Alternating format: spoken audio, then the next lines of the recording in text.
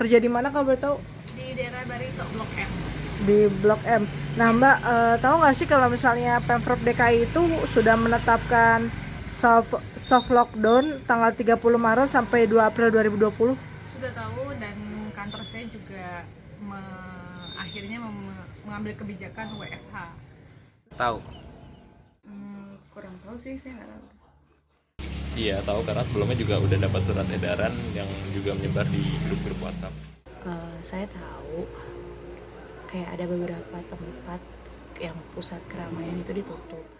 Gua belum tahu. Dan soft lockdown sendiri gua nggak tahu kayak gimana nih bedanya dengan lockdown tuh apa. Karena kan Nah, setuju nggak kalau Pemprov DKI menghentikan kegiatan perkantoran di Jakarta? Ada setuju dan tidaknya. Setujunya adalah kita sebagai warga Indonesia, artinya bantulah untuk tidak menyebarluaskan atau mencegah si COVID-19 ini. setuju sih, karena itu suatu bentuk upaya dalam memutus mata rantai penyebaran dari COVID-19 ini yang kita ketahui bahwa virus ini sangat berbahaya. Setuju sih, cuman kalau untuk saya pribadi karena pelayanan jadi kayaknya nggak mungkin. Sebetulnya setuju-setuju aja dengan pembatasan, karena ya, pembatasan ini juga menjadi salah satu cara untuk mencegah penularan. Kalau dilihat dari negara-negara lain, mereka yang melakukan pembatasan bisa menekan beberapa persen lah jumlah penularan itu. Makanya ya harusnya juga diiringi dengan imbauan dan juga penegakan yang jelas sih. Kalau setuju atau enggak, kalau saya pribadi sih sebenarnya balik lagi ke jenis perusahaannya, karena memang ada perusahaan-perusahaan tertentu yang tidak memungkinkan karyawan untuk menyetop kegiatan perkantoran. Setuju banget. Kenapa? Karena kan fokus kita ini untuk mengurangi ya penyebaran virus corona. Sementara kalau perkantoran masih terus ada di Jakarta, ya sama aja bohong dong. Merasa dirugikan nggak sih kalau kegiatan perkantoran di Jakarta dihentikan? Kalau buat saya sendiri sih so far sama aja ya. Yang penting kan kita di rumah juga nggak libur tapi tetap kerja. Untuk menyelamatkan jiwa juga gitu, untuk supaya nggak berkeliaran gitu kan. Nggak ngerasa dirugiin sih, tapi mungkin kalau perusahaan-perusahaan merasa dirugikan karena kan jadi sepi, terutama nasabah-nasabah juga jadi jarang yang datang kayak gitu-gitu, jadi transaksinya pun jadi sedikit kayak gitu aja sih.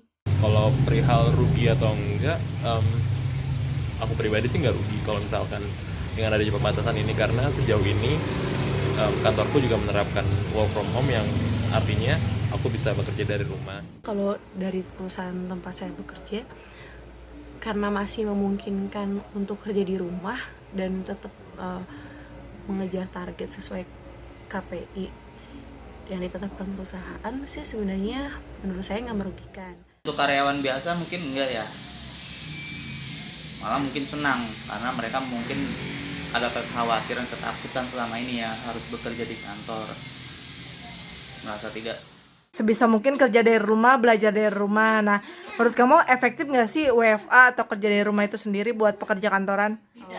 Menurut saya sih itu nggak efektif ya, karena karena kan ada yang kerja, ada yang enggak. Misalnya dalam satu rumah itu suaminya kerja, istrinya nggak kerja. Suaminya kerja, istrinya nggak kerja. Jadi kan sama aja gitu. Kalau saya kedua-duanya nggak kerja, baru itu bisa dibilang efektif. Tapi kalau misalnya salah satu masih ada yang kerja, itu percuma gitu. Dan yang saya tahu juga kalau misalnya sekarang itu kebanyakan malah pada liburan, malah pada ke mall kayak gitu-gitu. Jadi menurut saya sih WFH itu nggak efektif. tentu ya nggak efektif sih, karena yang kita kerjakan di rumah ini tentu tidak mumpuni fasilitasnya seperti yang ada di kantor. Efektif atau tidaknya menurut aku sih enggak ya, karena pertama koordinasinya lebih susah, karena kan lebih mudah itu face to face, supaya apa, tidak ada miskomunikasi, tidak ada misleading. Tergantung dulu nih kerjanya ngapain dulu. Kalau cuma input data pakai laptop atau komputer ya itu kan bisa dikerjain di rumah ya.